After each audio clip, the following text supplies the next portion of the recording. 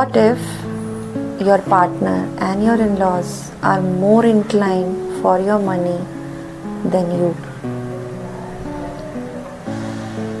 क्या करेंगे ना इस सिचुएशन में जब आपसे ज़्यादा, आपके खुद से ज़्यादा आपके इन-लॉज और आपके पार्टनर को मनी ज़्यादा इम्पोर्टेंट है, आप नहीं।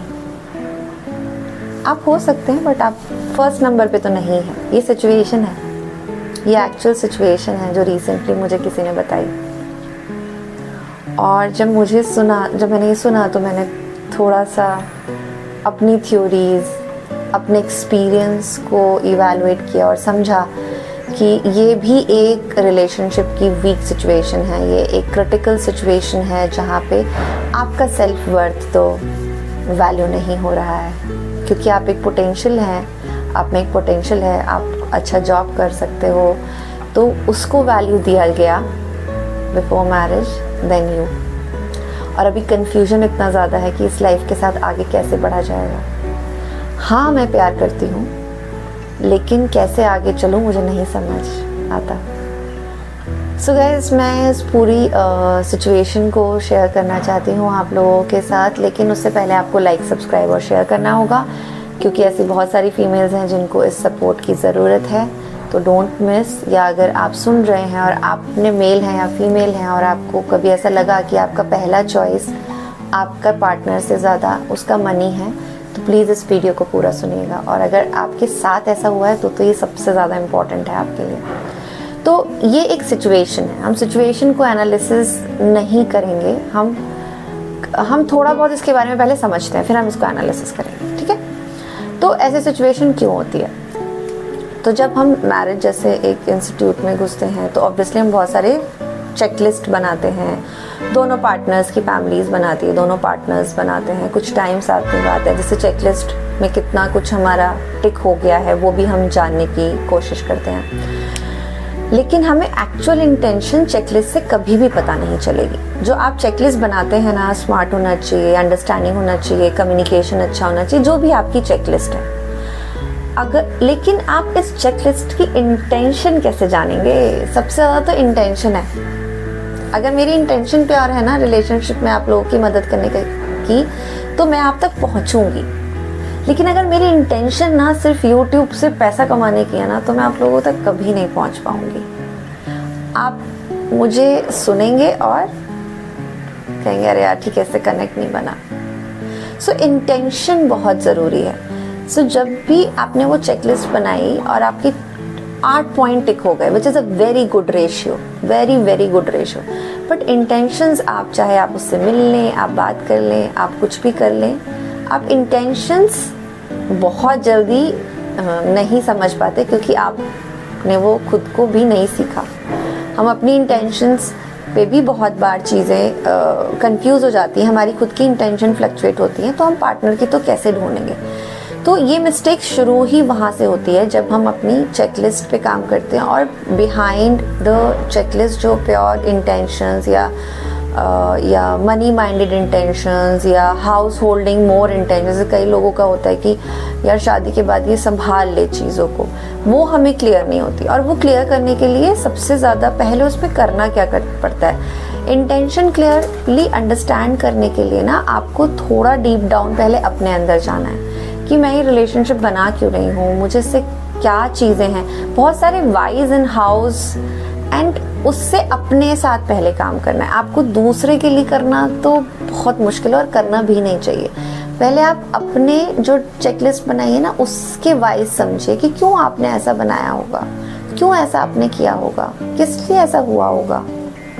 जब आपको अपना समझ में आ जाएगा ना, तो वो प्योर कनेक्शंस दूसरे वाले के या जो हार्ड कनेक्शंस हैं या जो चीज़ें उसने आपको क्लियर नहीं की हैं बट बिहाइंड द पेज वो हैं, वो आपको समझ में आने लगेगी। तो self work, in short self assessment, self analysis या मैरिज ओरिएंटेशन जैसी चीज़ें आप अपने लाइफ में किसी रिलेशनशिप में जाने से पहले, और अगर आप जा भी चुके हैं तो भी आप इसे अभी कर सकते हैं। ऐसा नहीं है जो लोग अब आ चुके हैं उनके साथ तो कुछ नहीं हो सकता, नहीं नहीं नहीं, ऐसा कुछ नहीं है। आप अभी भी अपने रिलेशनशिप के एफर्ट्स पे काम कर सकते हैं। तो पहले तो यही है कि चेकलिस्ट की इंटेंशंस प्योर अपनी कीजिए, तो आपको प्योर चीज़ें अट्रैक्ट होंगी, जिसे हम मैनिफेस्टेशन पावर भी कहते हैं, जिसे हम सेल्फ केयर भी कहते हैं, या सेल्फ के लिए जो हमारे ना सेल्फ का पहले काम कीजिए, सेल्फ वर्क ज़्यादा कीजिए, उसके बाद आप दूसरा आपको जो अट्रैक्ट होगा वो उसी ही इंटेंशन से अट्रैक्ट होगा। सेकेंडली, आपको क्यों होता है ऐसा, मतलब क्यों हुआ होगा या क्यों होता है ऐसा, वो इसके लिए होता है कि जब हम बहुत ज़्यादा ना क्लियर नहीं होते कि मेरा विजन ऑफ कंपैटिबिलिटी क्या है in terms of emotion, financial and physical.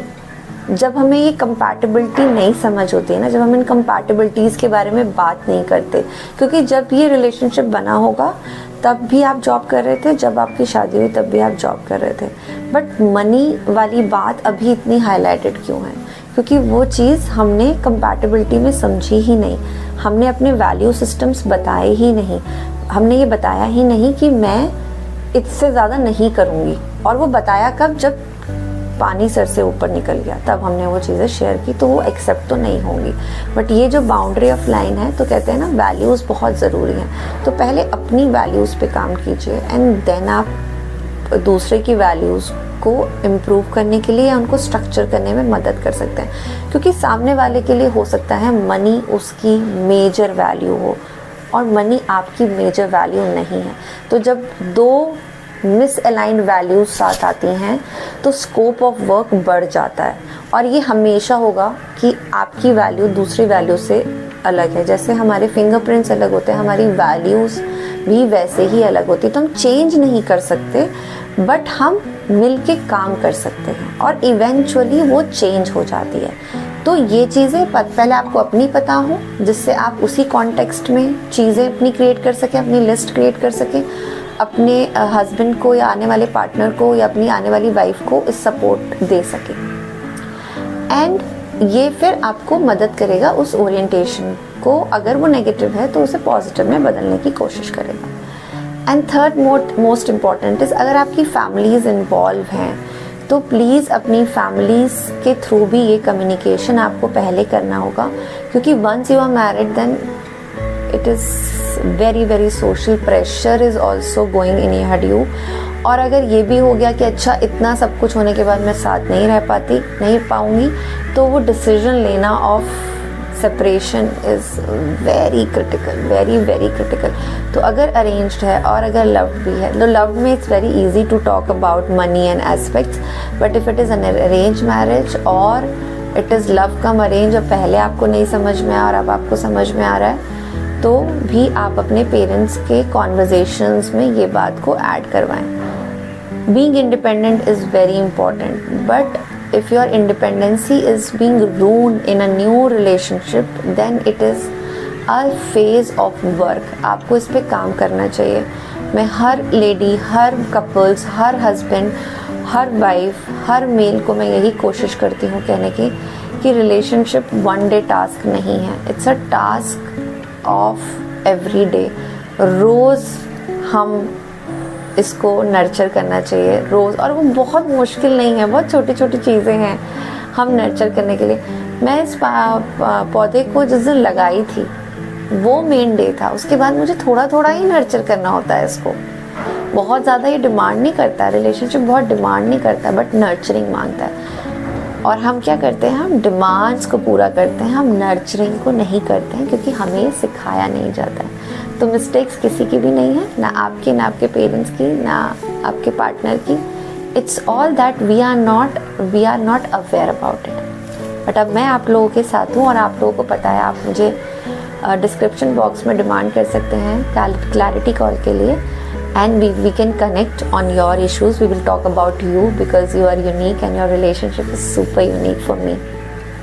So take care, ध्यान रखिए अपना, बी इंडिपेंडेंट। आप मेल हैं, फीमेल हैं, अगर फीमेल्स की भी ऐसी बहुत ज़्यादा डिमांड है ना, तो भी ये चीज़ वर्क करने वाली है। मेल्स को ये काम करने के लिए ज़रूर, अगर ओवर डिमांडेड वाइफ्स हैं तो भी हमको, या मनी ओरिएंटेड पार्टनर है आपका, कोई भी हो, तो ये चीज़ पे काम किया जा सकता है।